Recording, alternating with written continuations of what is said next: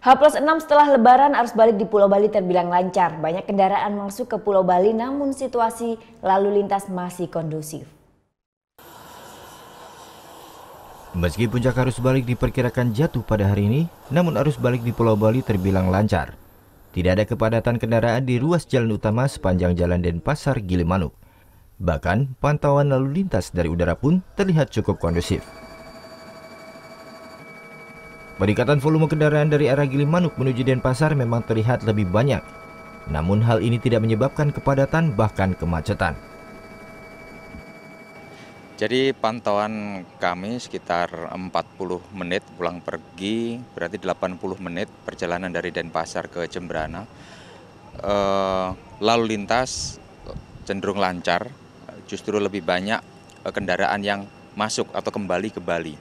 Baik itu bisa saja wisatawan dari Pulau Jawa masuk ke Bali, bisa juga dari masyarakat Bali yang bekerja di Bali sudah mulai kembali masuk ke Pulau Bali seperti itu.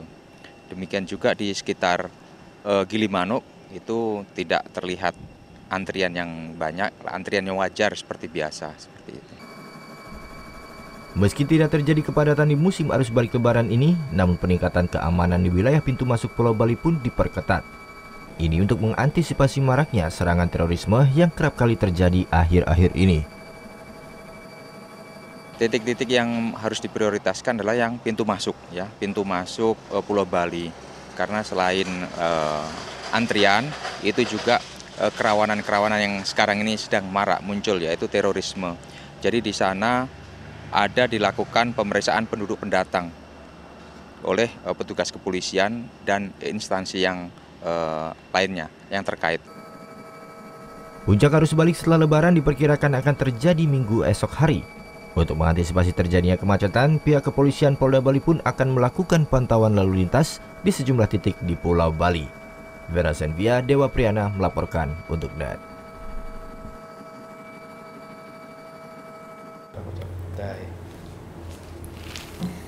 Udah selesai kan nontonnya? Nah, jadi jangan lupa buat like, komen, dan subscribe ya.